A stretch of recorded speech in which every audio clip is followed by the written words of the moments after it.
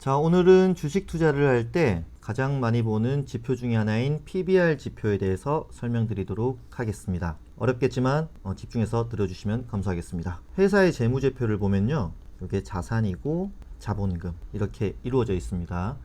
예를 들어서 제가 한 주당 1,000원, 주식수 10개라는 시가총액 만원짜리 회사를 운영한다고 가정을 할게요. 저는 총 자산이 2만원입니다. 제가 부채를 만원, 자본금을 만원으로 회사를 설립했어요. 자, PBR은 주가에서 주당 순자산을 나눈 값이에요. 근데 저희는 주가가 1,000원이에요. 주당 순자산은 이 자본금 나누기 주식수를 하면 돼요. 주식수가 저희는 10개였죠. 그럼 만원 나누기 주식수 10을 했을 때 주당 순자산은 1,000원이 나옵니다. 1000분의 1000은 1이죠. 이 PBR 지표를 보는 이유는 자기 자본금, 이 순자산 대비해서 주가가 얼마나 싸다, 비싸다를 평가하는 지표로 구별이 되고요. PBR 지표를 가장 선호했던 투자자 중에 한 분이 저희 벤저민 그레이엄 형님, 제가 아주 존경하시는 분인데, 그분이 그 미국의 주식시장을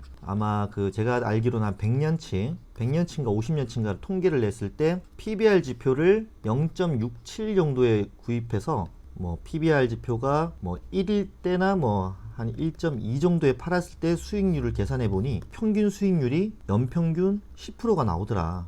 그래서 자산가치 대비 저렴한 주식을 사면 주가는 언젠가는 오른다. 물론 망하는 기업도 있을 것이고 이익을 못 내는 회사들이 있기 때문에 PBR 지표 하나만 가지고 투자를 하는 것은 굉장히 위험한 발상일 수도 있어요. 그래서 벤저민 형님에서 넘어간 게 워렌 버핏. 벤저민 형님이 이제 PBR 지표를 손했다고 하면 우리 워렌 버핏 형님은 PER 플러스 성장성을 봤기 때문에 전략적 가치 투자. 벤저민 형님은 그냥 가치 투자. 이렇게 변화된 모습을 볼 수가 있습니다. 자, PBR 지표를 통해서 볼 수 있는 것들이 일단은 눈에 딱 보이기 때문에 보기가 편해요. 예를 들어서 한번 보겠습니다. 우리나라에서 가장 유명한 주식인 삼성전자라는 회사의 PBR 차트를 한번 보도록 하겠습니다. 자, 지금 거의 한 15년간의 지표를 봤을 때 삼성전자는 PBR 지표가 1배 밑으로 떨어진 적은 요때 잠깐 있어요. 그리고 여기도 잠깐, 그리고 지금 도달했고요. 네이버에서 검색해 보시면 2020년도 오늘이 3월 24일인가요? 24일 기준으로 봤을 때 한 1.2배 정도 나오더라고요. 그러면은 삼성전자라는 주가는 현재 싸다. 근데 삼성전자라는 주식은 2배 수준까지는 너무 비싸다. 사실상 그 제조업체들은 그래요. 왜냐면 설비 투자가 굉장히 많이 들어가고 한번 구축을 한 기계장치로 평생 우려먹을 수가 없기 때문에 삼성전자라는 주식을 바라볼 때는 PBR 1에서 1.2 정도는 구매, 하지만 PBR이 1.5 이상일 때는 매도라는 관점으로 보셔야 된다는 투자 전략이 나오는 거죠.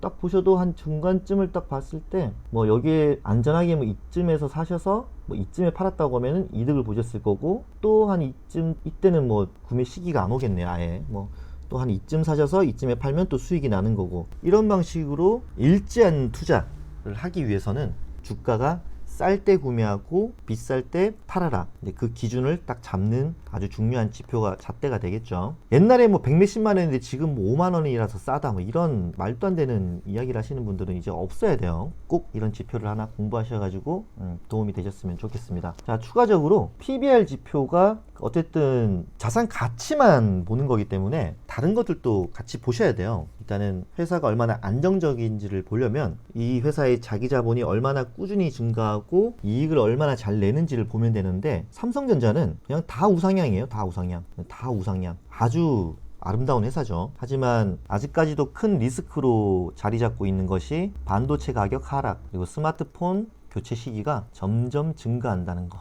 가장 큰 리스크죠. 근데 거기에다가 지금은 바이러스 같은 이상한 시장 환경의 이슈로 급락을 해서 삼성전자의 매수 타이밍이 한번 왔다. 그 이유는 주가가 싸다. 4만원, 5만원이라서 싼 게 아니고 자산 가치 대비해서 한 주당 가격이 싸다. 이런 관점으로 보시라는 얘기예요. 자, 이런 국면들을 보면 반도체 가격이 꾸준하게 상승하죠. 이때 삼성전자가 최고 실적을 냈어요. 물론 주가도 굉장히 급등을 했었고요. 하지만 반도체 가격이 하락하니까 삼성전자 주가도 어느 정도 하락을 했었고, 이제 바닥을 다져서 이렇게 가지 않을까 이런 전망들이 있기 때문에 다시 삼성전자 주가도 오르다가 바로 이렇게 확 내려가 버린 상황입니다. 이게 물론 2020년도 3월 기준이에요. 3월 기준.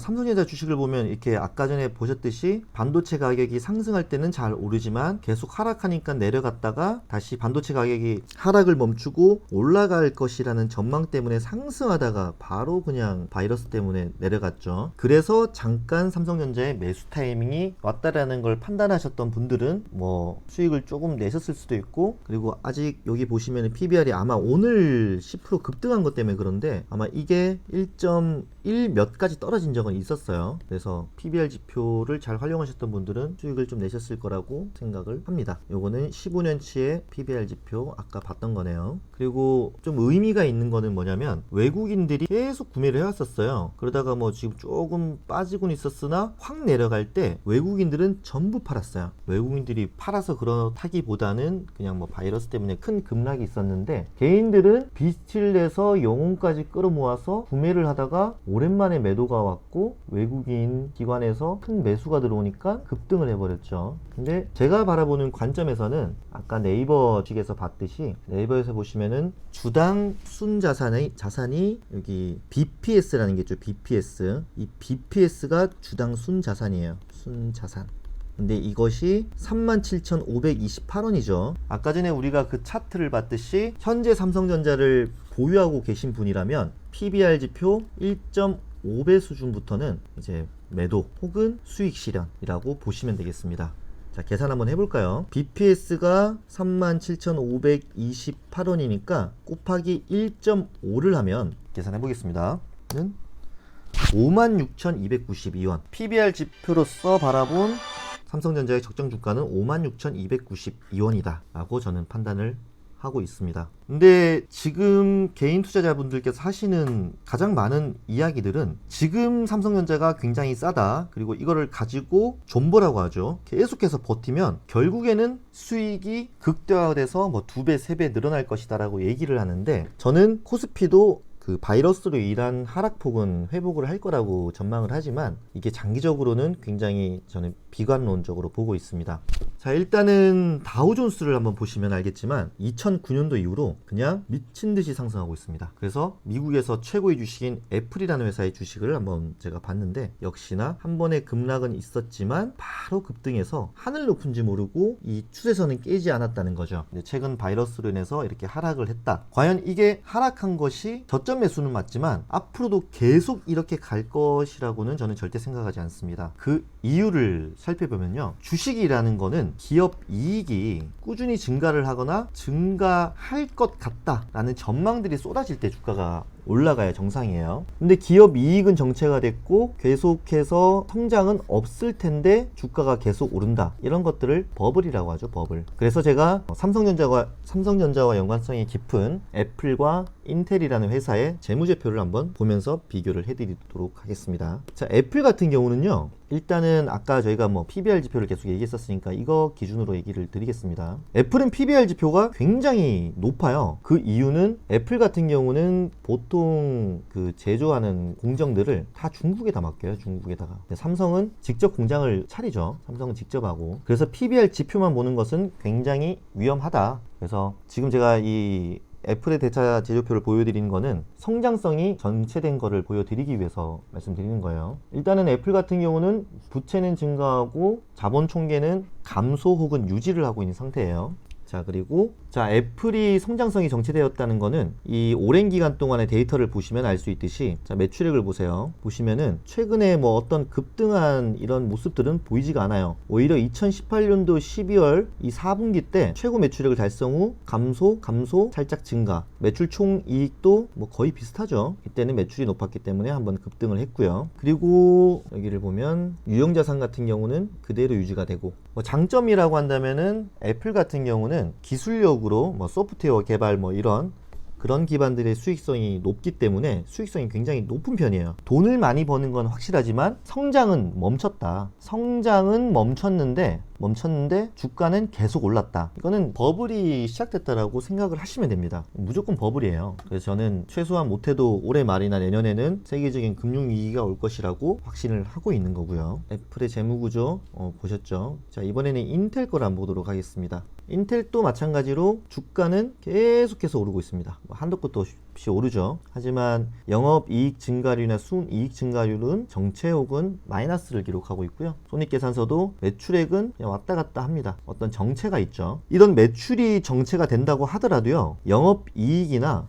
순이익들이 이렇게 우상향을 해주면 주가는 또 상승을 합니다. 왜냐면 굉장히 아름다운 구조이기 때문에 그런 거죠. 예를 들면은 코카콜라 같은 거 있죠. 코카콜라는 똑같은 기계장치에서 콜라만 찍어내면 돼요. 그렇기 때문에 순이익이 유지 혹은 원자재 가격에 따라서 어떤 영향들이 있겠지만 웬만해서는 유지를 해줍니다. 그래서 이런 회사들은 배당주가 될 가능성이 굉장히 크고요. 굉장히 안정적이다. 하지만 이런 기술 개발 업체들은 경쟁이 치열해지고 순이익 그런 이익성이 감소를 하면 주가에 큰 타격을 받는데 결과론적으로 성장은 멈췄는데 주가는 계속해서 상승을 했기 때문에 이제 큰 조정 국면이 올 것이다. 근데 하필이면은 바이러스라는 예상치 못한 큰 폭락이 있었는데 폭락이라는 이유가 바이러스였기 때문에 바이러스가 해결이 되면 폭락했던 부분들은 다시 회복을 한다. 근데 이 바이러스로 인한 폭락을 회복시키기 위해서 미국 혹은 전 세계적으로 금융위기가 왔을 때 써야 되는 카드들,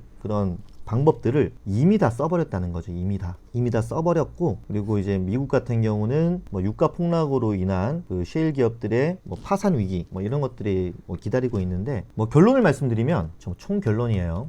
삼성전자를 시작을 했으니까 삼성전자 기준으로 PBR 지표가 1.5배부터는 매도를 시작해라. 이게 첫 번째예요. 첫 번째. 삼성전자 주식을 가지고 있다면. 자, 두 번째, 존버 금지. 이거는 바이러스에 대한 이거에 대한 하락폭은 회복을 하겠지만 장기적으로 주가가 계속 상승하는 거, 이거는 절대로 불가능하다. 이렇게 결론을 내리고 싶습니다. PBR 지표가 다는 아니에요. 근데 그 중에 가장 보기 쉽고 네이버에서 검색을 하더라도 쉽게 나오는 지표니까요. 여러분들도 주식 투자를 할 때 참고를 하셨으면 좋겠습니다. 제 영상에서 이해가 되지 않는 부분들은 댓글로 따로 남겨주시면 최대한 빠르게 답변 남겨드리도록 하겠습니다. 이상 영상을 마치도록 하겠습니다.